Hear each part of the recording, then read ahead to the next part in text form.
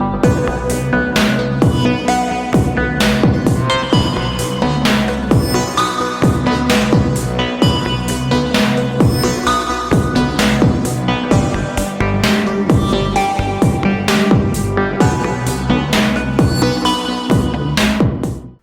and welcome to the Everyday Board Game Podcast. I'm your host Daniel. And I'm your host Daniel. And today we are coming at you with a board game brainstorm for a game that just popped in at 10 years ago. Yeah, literally just hit the 10-year mark.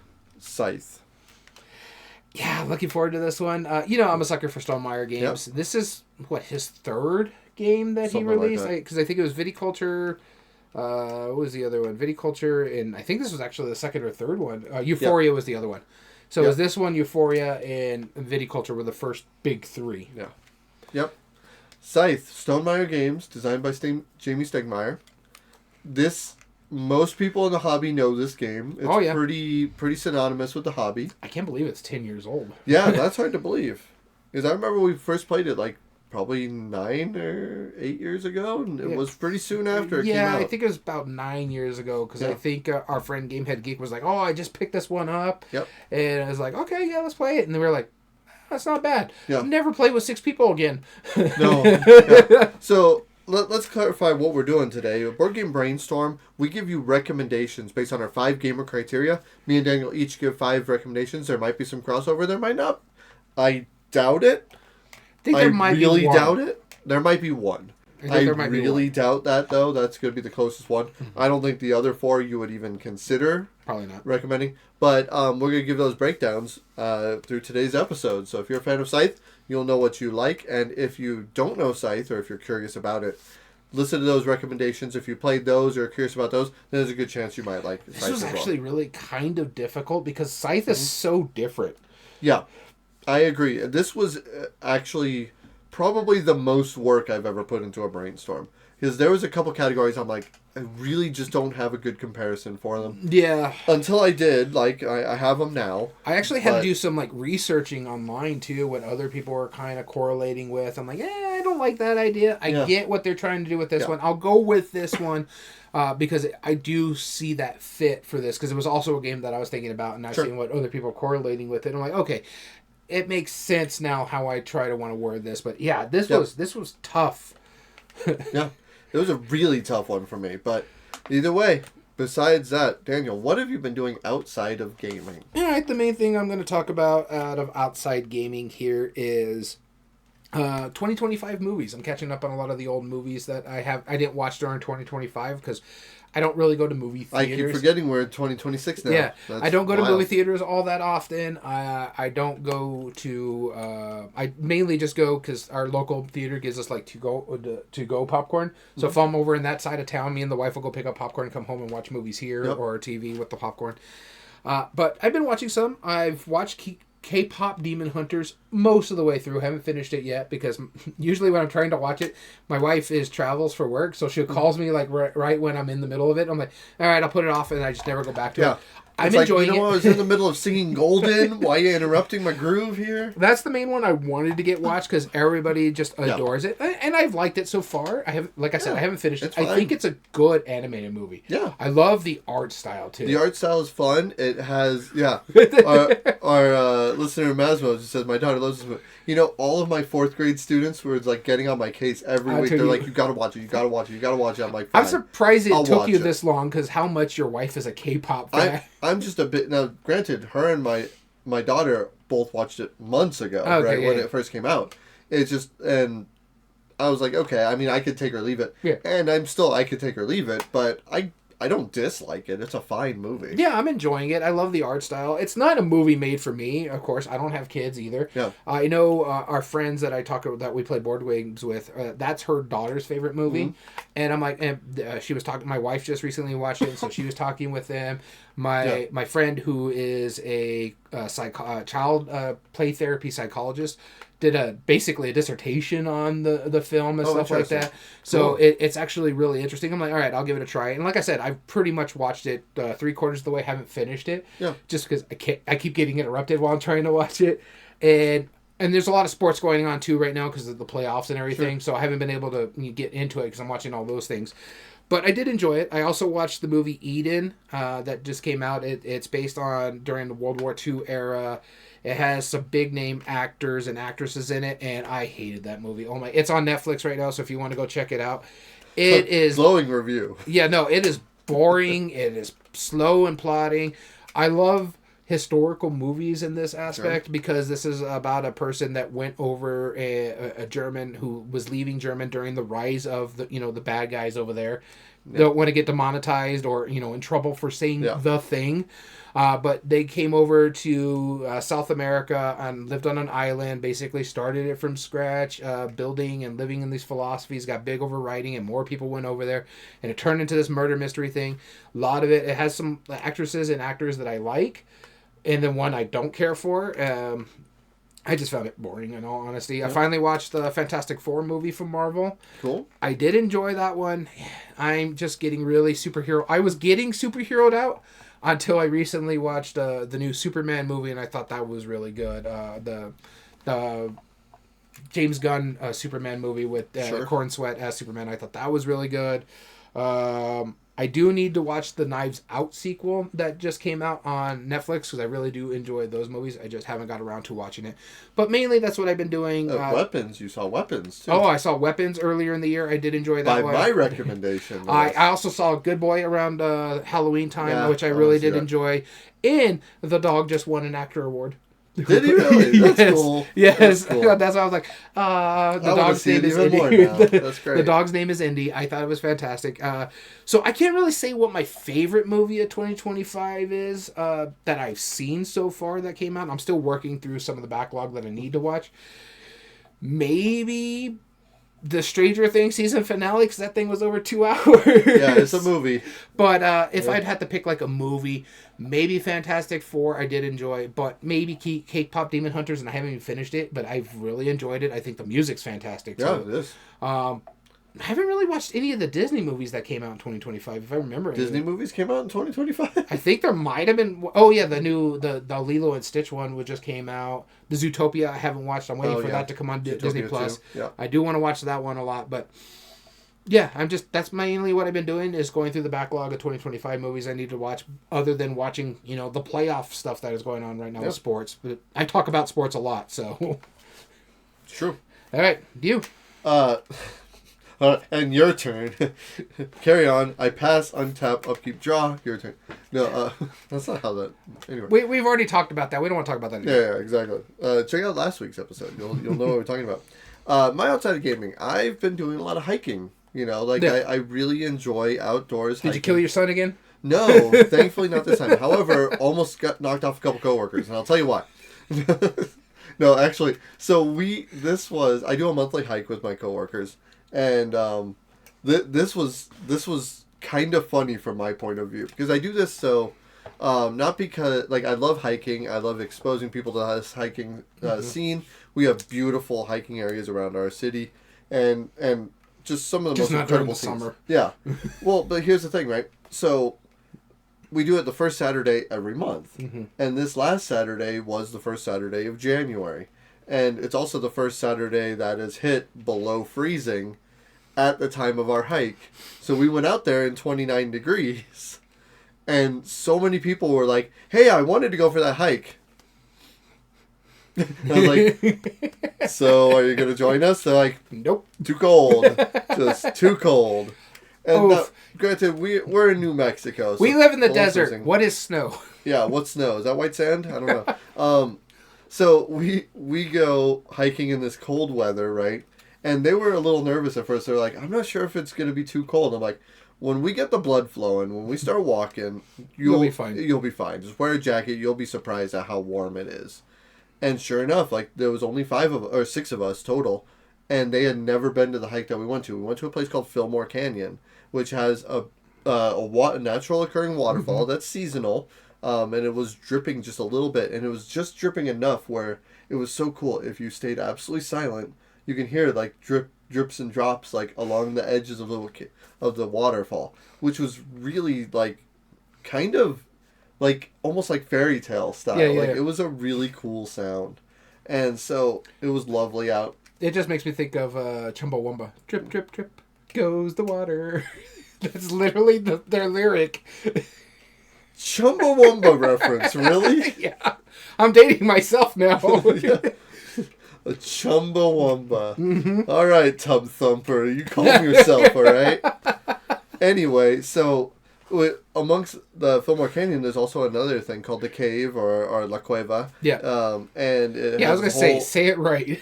Yeah, no, La Cueva is the name. I'm just for our non-Spanish speaking people, that's the translation for the cave. The cave. And it's another little addition. We never did that last year. Mm-hmm. So all these new people, like, they never knew the history of it. So right when we were at a pausing point, we're just kind of hanging around. We're like maybe 10 minutes outside the cave. I started telling them a little bit about the history of the hermit that lived there and like how it was an unsolved murder mystery and like all this interesting backstory behind it.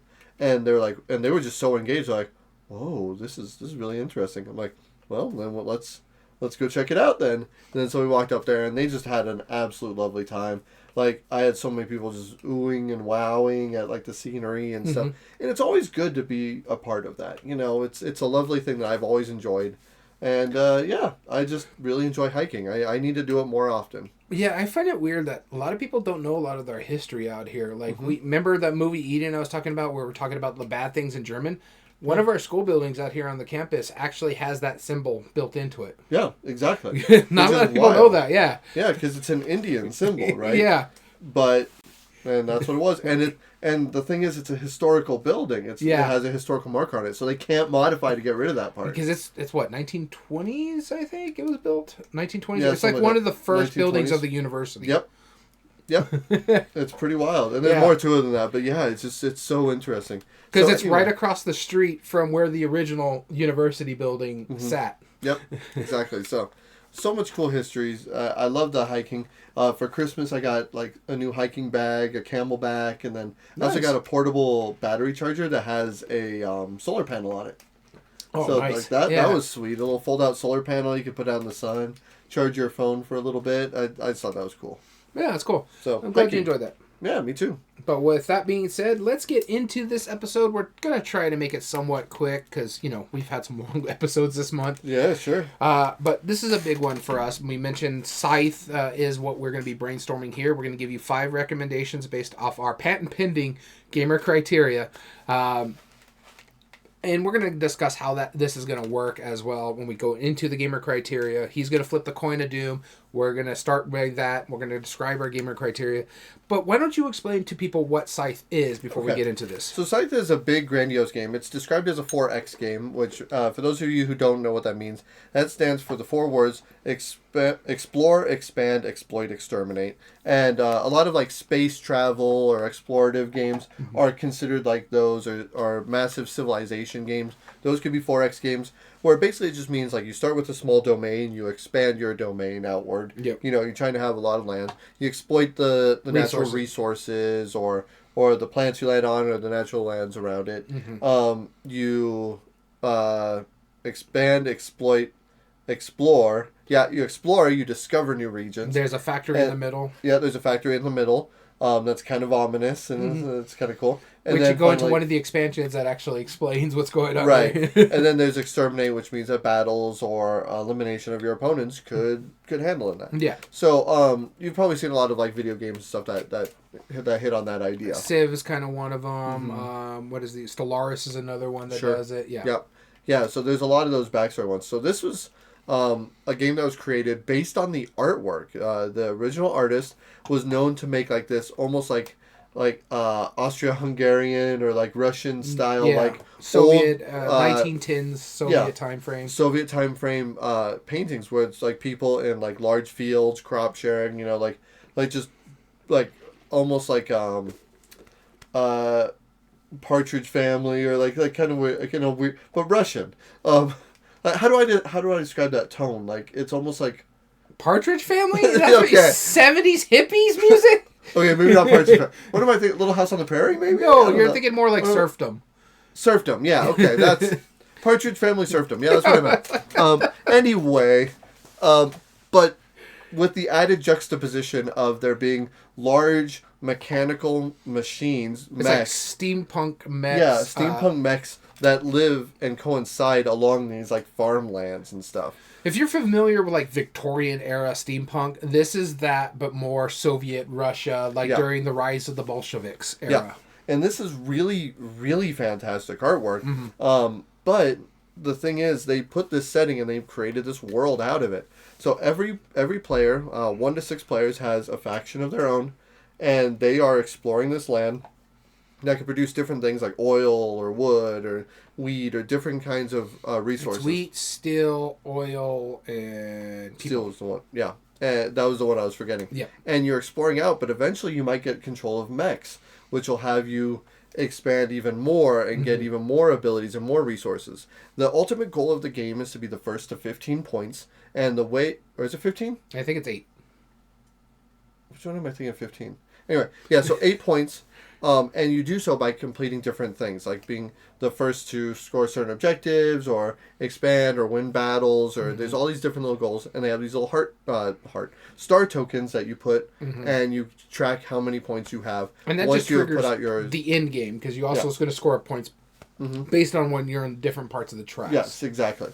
And this game came out 10 years ago. It was a Kickstarter, massive success for the company. One of the last Kickstarters, if I remember, for Stonemaier For Stonemaier, yep. And it has this great following, and a lot of people love it still to this day.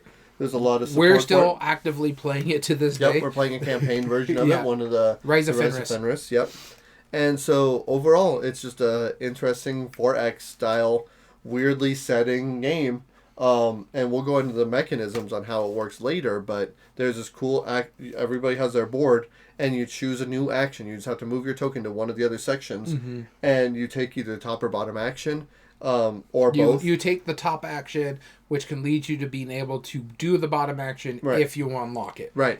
And then so there's ways to make the bottom action cheaper or the top action more beneficial in different ways by moving cubes around and upgrading. Yeah. It's really unique, and every player is like totally different. And you can hold up to 6 people. I don't recommend it. No, I don't either. But it is possible. You can hold these grandiose games with it. It's fantastic. I like the artwork style of it.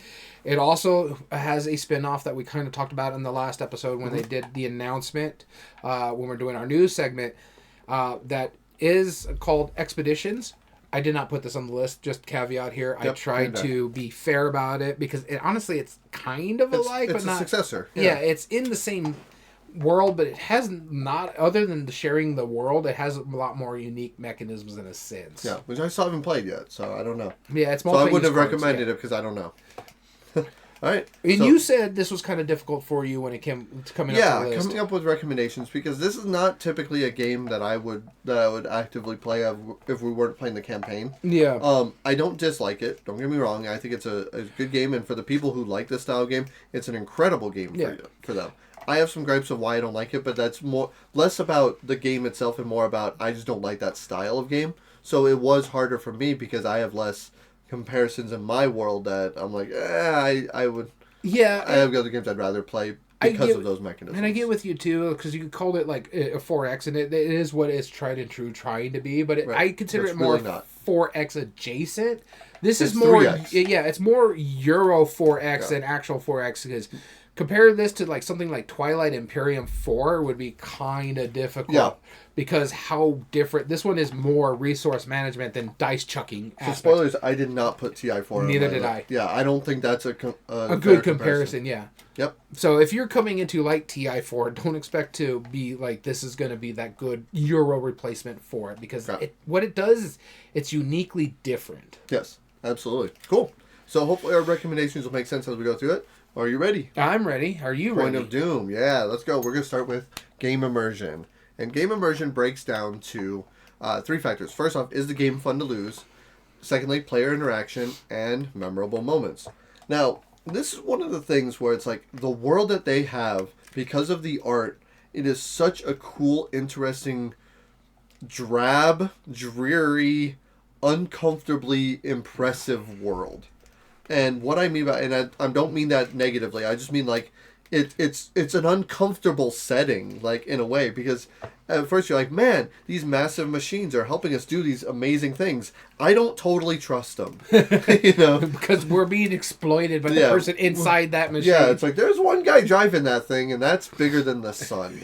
Like, it's a little nerve-wracking, right? And so I wanted, when I thought game immersion, I always compare it to the theme, because, like, I feel like this world that they try to bring out, it's just kind of one of these, like... We totally went different ways with this one, I can already tell. No, this world is just kind of like this dark, uncomfortable, like, world. It's like everyone's kind of in it together, but at the same time, don't turn your back on anybody, Yeah. And it makes you feel uncomfortable. So I picked a game with... it's not quite a similar theme, but it has a similar flavor to it. And this is Red Outpost. And this game is... Oh, is this the moon one? Yes. That we just... Who even made... This is actual Russian game. Yeah, so you are communists that go onto the moon, and you have your own moon colony, and everyone's working together, so everyone's workers is everybody's. And you're... But again, like, you're trying to become the best colonist by using the shared... things that are amongst us. Not the best colonist, the best communist. Communist, yeah.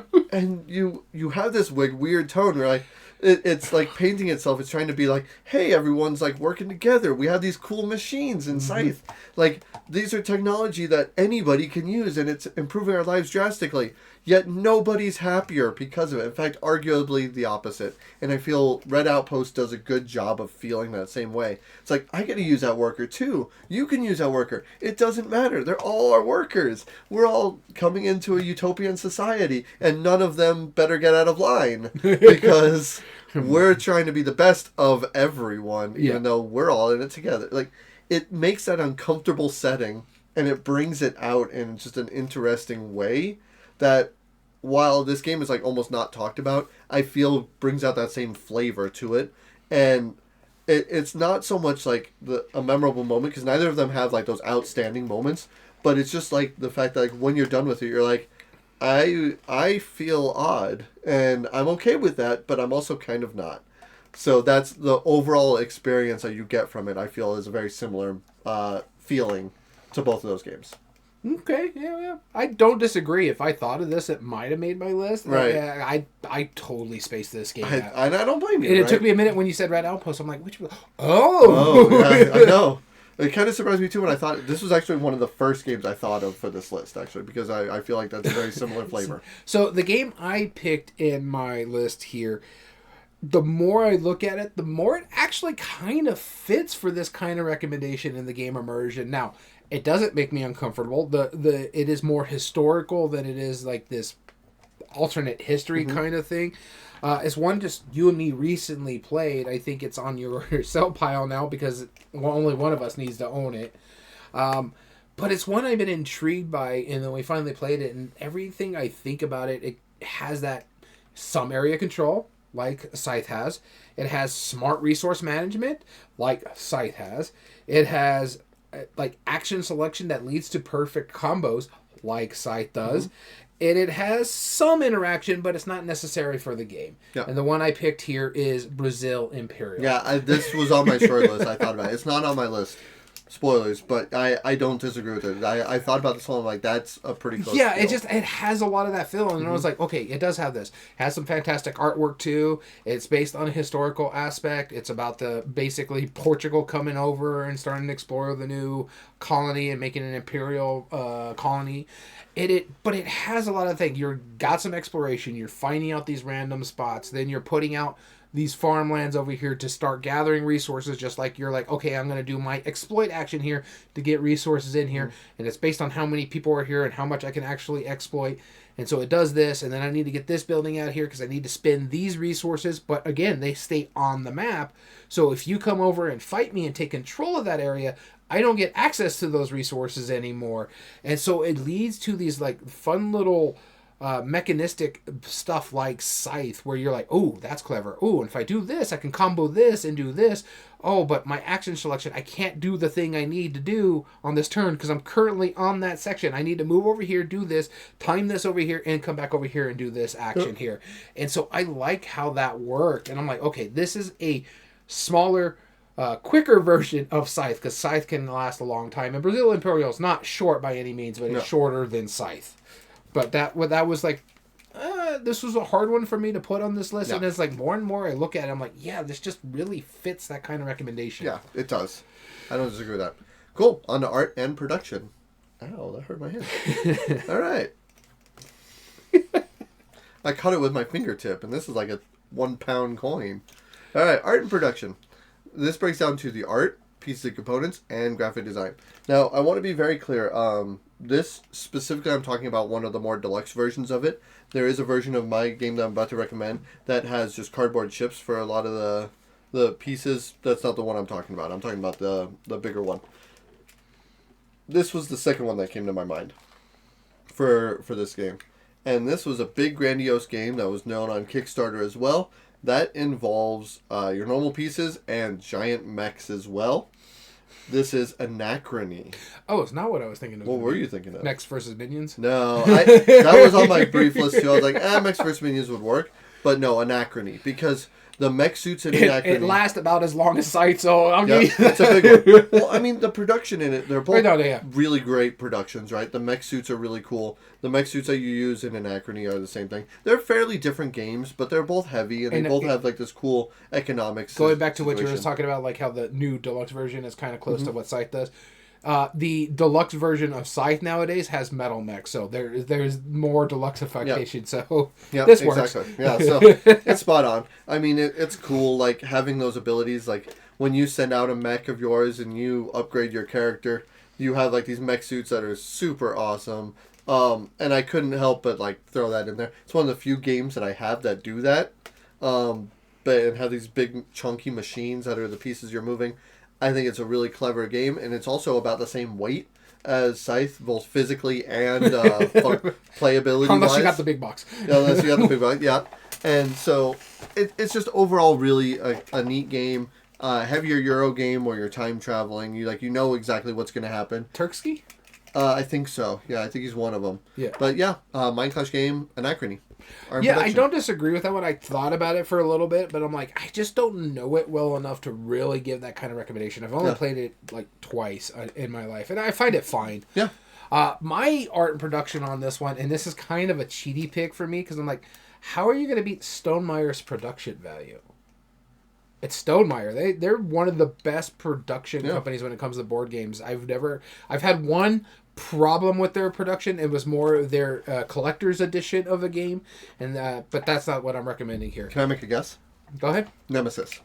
No, I'm just kidding. I'm kidding.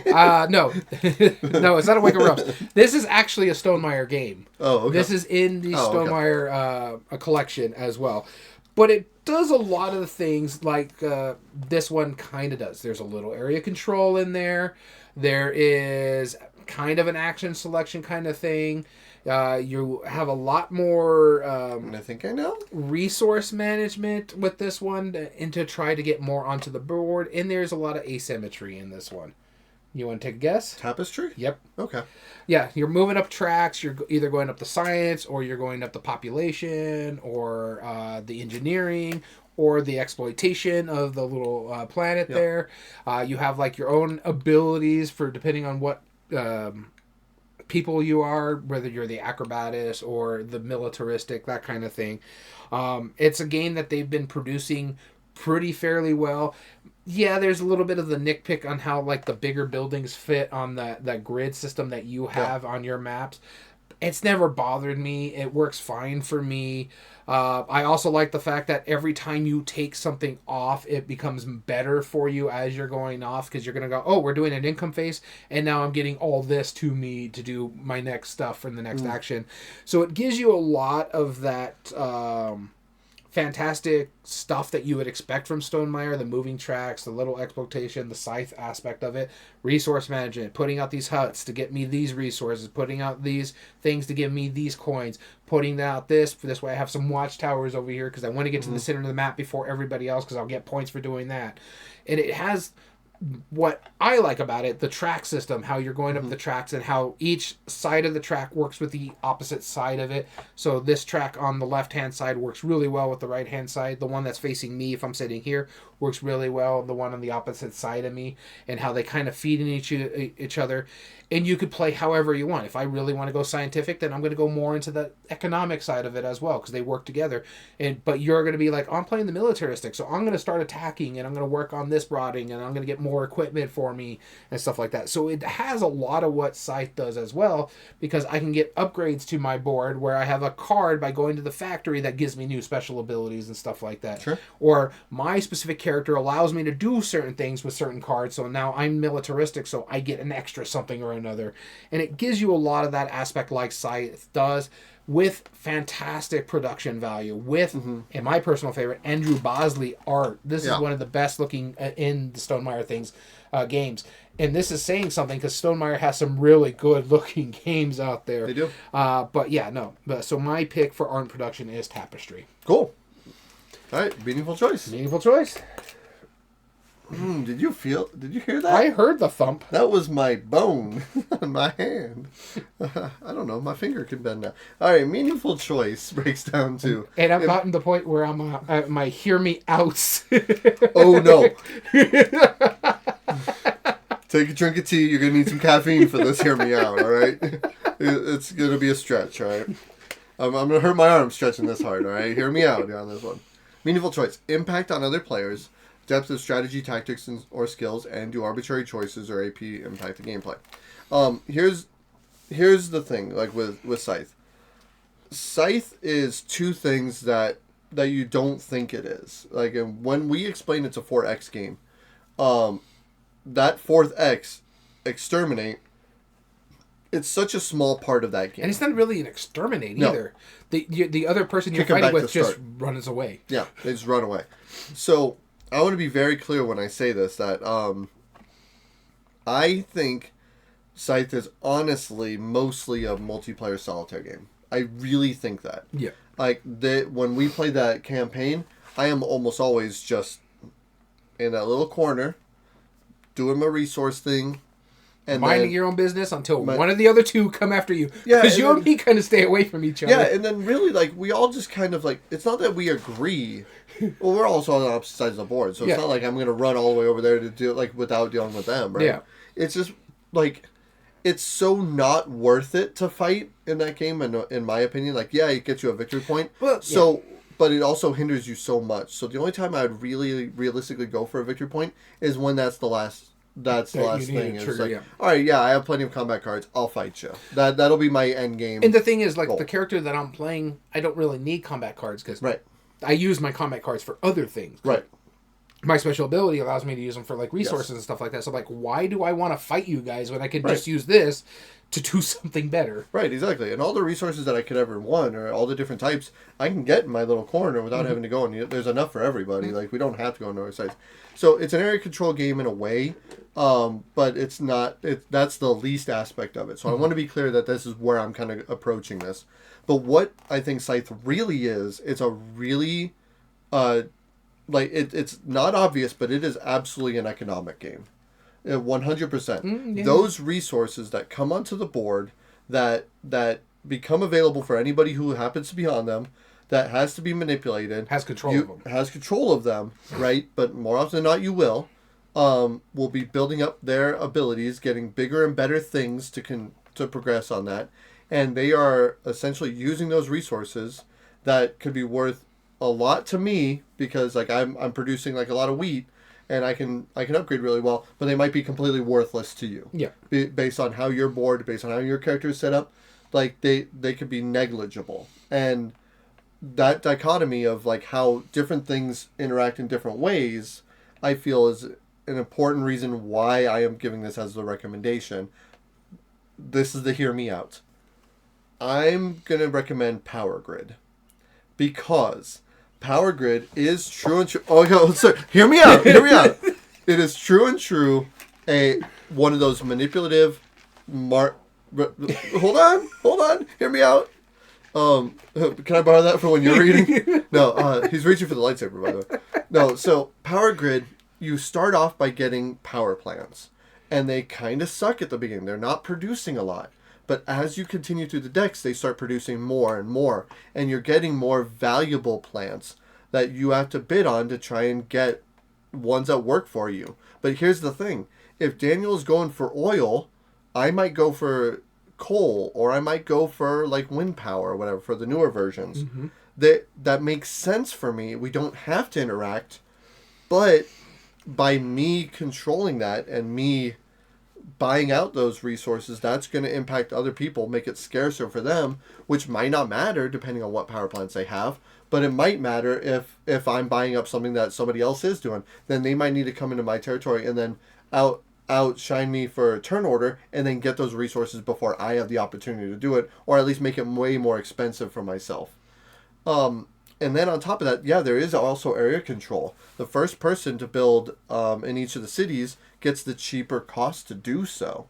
That's a huge thing. So spreading your influence out from where you're going, you start in one little side and you don't have to continue in other people, but you can. And money is such a tight resource because of it.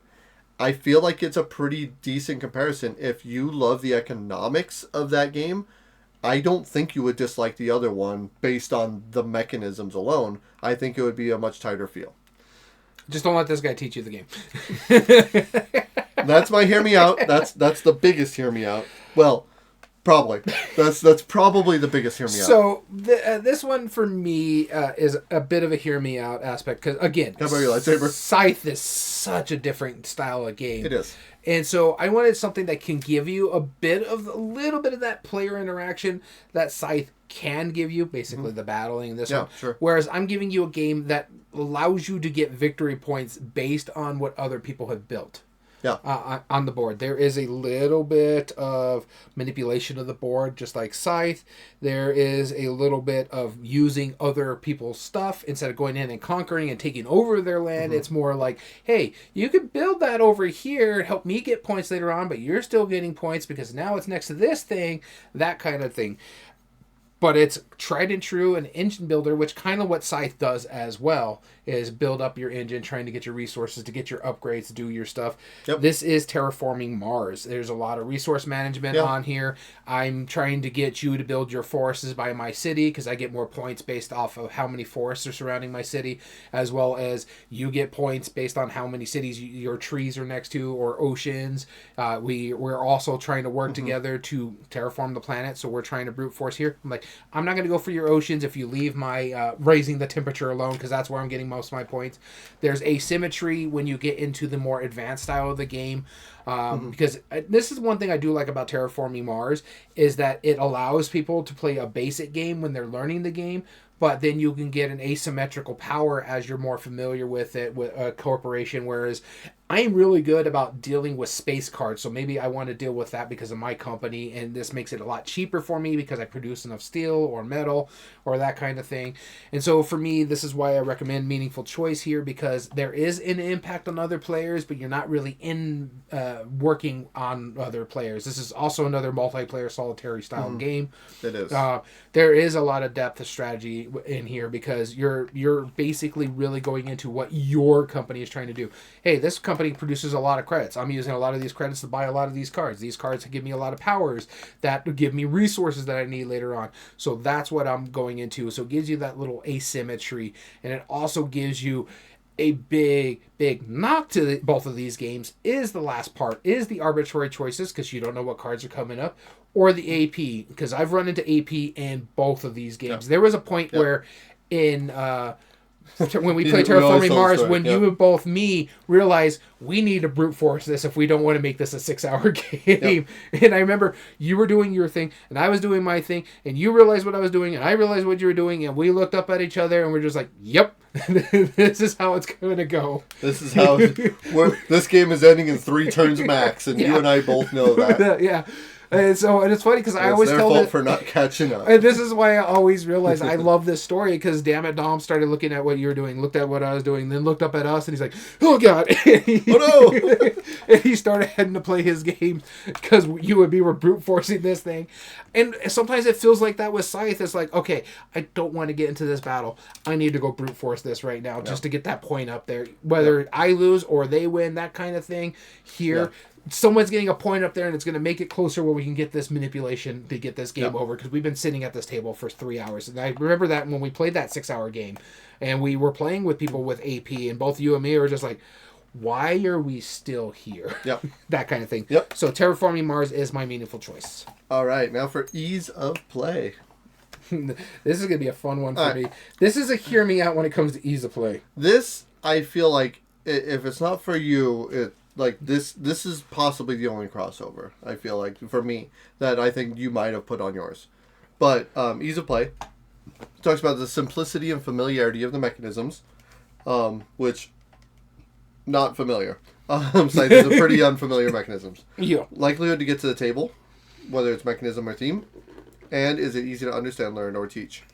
Now, I normally try to keep the same level of complexity. That's what I kind of did with a little slightly with my ease of play. You're going to be like, excuse me? This one is a little easier to play, but I feel like the mechanisms are so similar that I feel like this is almost a simpler version of Scythe.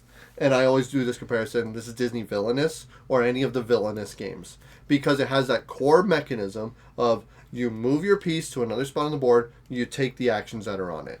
Yes, you can add heroes, which will make your actions better. But other players can play fate cards, which will make your actions worse. No. Adding heroes is bad in Villainous. Oh, the opposite, yeah. You can add heroes, which will be bad for me. I add... minions. Minions, yeah. And that will make my actions better, yes. Right? But essentially, you're upgrading that mechanism board, and what makes it interesting is because both of them are so asymmetric. There's a lot of depth to both of them. There's a big learning curve for both of them, and I tell that to people whenever I'm teaching Disney Villainous. I'm like, hey, listen, you're not going to understand what you're doing until about halfway through the game, and then even then, you're going to have some troubles. So just go with it. This game is a learning game. Don't care about who wins. Let's just learn how the idea, because by the end of this, you'll understand how the game works, and then you can play competitively. I always try to do when I do Disney Villainous, if someone's new to the game and has never played it before, I always try to make them King John. Oh, yeah, Prince John. Prince John, yep. Or King John, yeah. Yeah, Prince John. Yep, it's 100%. Yeah, that is the character. Yeah. That you get 20 of those tokens, you win. That's it. Yeah. Problem solved, right? Yeah, I don't disagree with what you're saying. My ease of play and my replay value are interchangeable. Both of those work for both of those sections. Are you good? Yeah, that's Disney Villainous. I mean, I talk about it a lot. So. Yeah. So for my ease of play, I went with something that was kind of on the same level of complexity, but on the lighter side. It has a simple action selection comparative to Scythe. For some reason, Villainous was in my head because you just talked about it. There is less area control you have to worry about. That's one of the main reasons I picked this specific game. Okay. And the action selection is basically card play with your action selection. One of our favorite mechanisms. So the game I picked here... Multi-use card or card play? It's card play. Yeah. Is a game that we love a lot. It is quite simple once you get going and know how to play it because it has... the what is the game I'm thinking of? Citrus Spice World type of play style when it comes to the card action selection, and this is Concordia. Okay. And so it's because... No, I looked at Concordia and I was like, I don't disagree with that. Yeah, I get that. Like I said, it's almost as complex as Scythe, but it's on the lower side here because of the card play. You don't have to worry about the area control aspect. You're just being smart about your resource management, when you're going to flip those specific tokens by playing that specific card to either get yourself money or to gather that resource. So it gives you all that with it, as well as... when you want to trigger certain aspects of the game, whether it's like, do I need to get another card here? Or do I need to play this card to pick all these up? Or do I just play out all my cards, then play this one last? It's like that little push and pull. It's like, okay, now I got to plan ahead how I'm going to do my action selection on Scythe based on where this little token is going to go. Is it going to go over here or is it going to go over here? And that thing is like, I really need to do this power again because I need these resources on here for me to trigger and get this mech out that I need to do because I need the ability to water walk and stuff like that.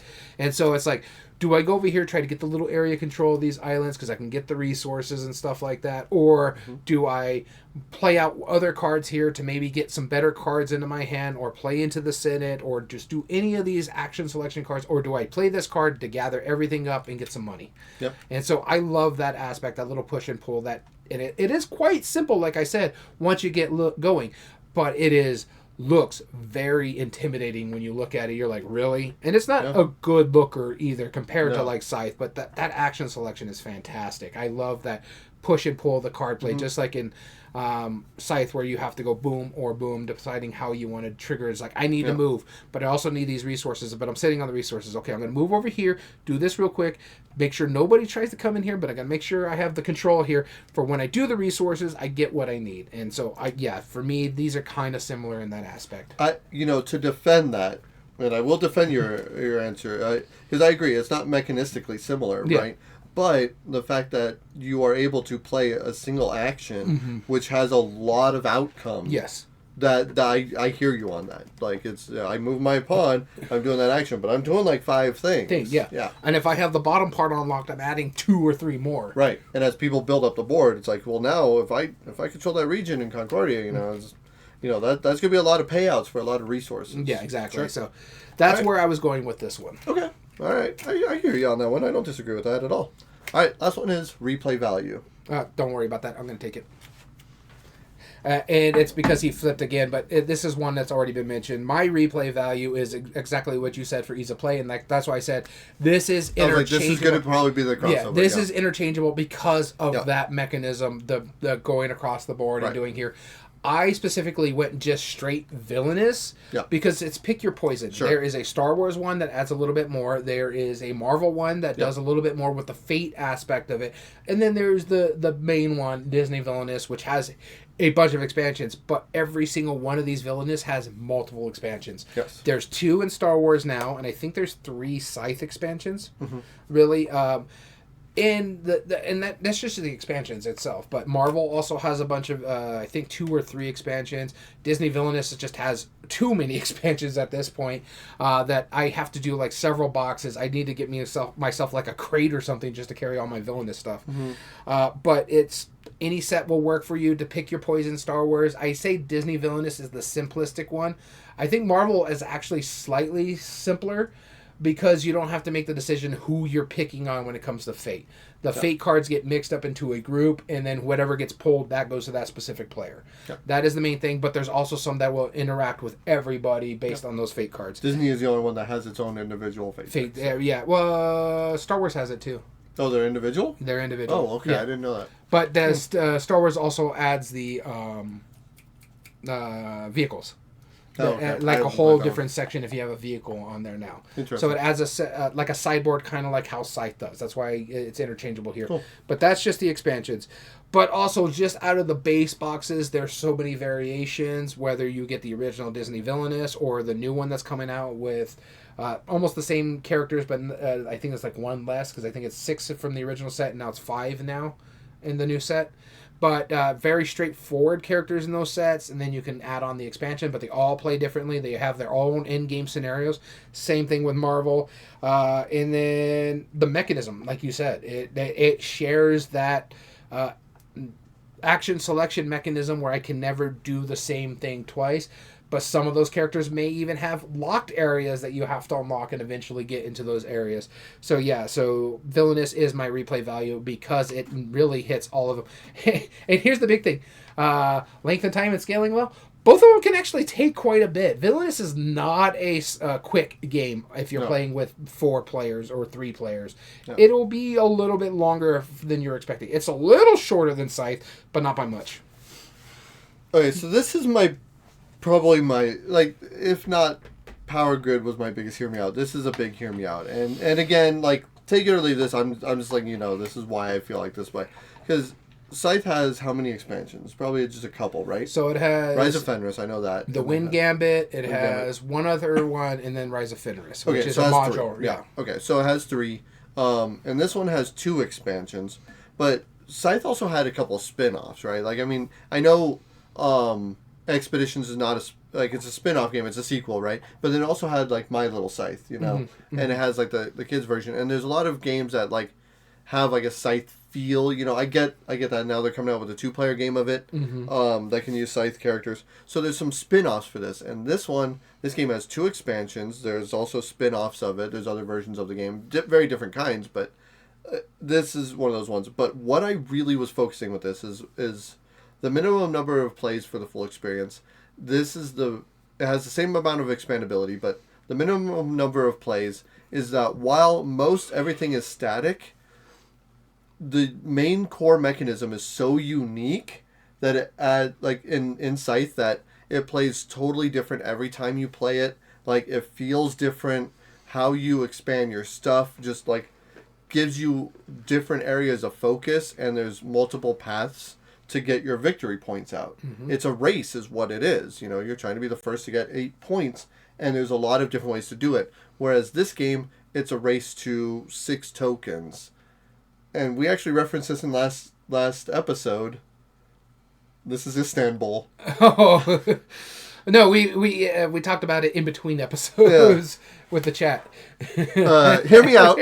So Istanbul, the reason why I think this kind of works, very loosely, hear me out, is because of the different locations and how they interact. They are functionally similar, but when I interact with the location, that will make it more or less valuable for somebody else. If I fulfill a contract, however many goods I'm putting in towards it, which, again, resource management kind of thing, I have to pay for contracts to kind of do what I need to do, and I can expand my board to hold more tokens and hold more of those resources to trade in. I am doing this in a way that will drastically affect the way you do it. Like, you might need, like, 4 resources to buy a gem at this location, and if I sneak in there first, you're like, now I suddenly need 1 more resource, and that's a rare resource, and I don't have the ability to get that easily. I don't have the extra abilities, I don't have the extra cards that'll let me give that little buff, which Scythe has those little buff cards as well, where you could do those extra. And that's why things. I throw your family in prison. Yeah, and that's why I throw your family in prison, right? Or send them back to home, right? You know, and again, like, I get that they're very different games, but I feel like if you're okay with the Euro aspect of Scythe, I think Istanbul might actually tickle your fancy in a way that's similar. It's such a different... it is a really different game. No, I'm not talking about, like, the different game, but I'm like, it gives you that same different feel that you would expect from a board game. I get you and on again, that one. Like, Istanbul is a race to 6 points. You first to get 6 gems by getting the resources off of the board that you have to expand across and manipulate. I'll give you this, hear me out, more over than Power Grid. Really? Yeah, I know. I get that. That's why I was like, these are the 2 that are really pushing it. But I said this list was hard, man. No, I don't disagree. This, I had to justify my list as well. No, yours is more solid than mine. I fully admit that fact. I'll give you Istanbul. Yeah. Power Grid, we're going to have a lightsaber talk here in a minute. Hear that in the background. Oh, man. We hope you have enjoyed today's episode. So those are some recommendations, like I said. Tell us your thoughts in the comments, like whether you disagree with either of ours. Yeah. Likely mine, but either of ours is fine as well. Or if you want to tell us directly, you can email us at everydayboardgames2020@gmail.com. And also check out instagram.com/everydayboardgames. And you can see some of the games that him and I have been playing together lately, and some of the shenanigans that I post from time to time. As well as all video re-uploads and reviews are found under youtube.com/@everydayboardgames. And if you like what we do, there are 3 things you can do to help us grow on the platform. Subscribe if you're not, like the video, and comment down below and tell us your thoughts on the subject, like why Daniel is wrong. We also film our episodes live at twitch.tv/everydayboardgames. Make sure you follow us there so you can be notified when we are filming live. And also, we love conversation during the episodes. And all audio versions can be found on most podcast platforms under Everyday Board Games Podcast. This includes Spotify, Amazon Music, Podbean, and Apple. So as always, I've been your host, Daniel. And I've been your host, Daniel. And we want to thank you for listening to Everyday Board Games. And remember, every day is a good day for board gaming.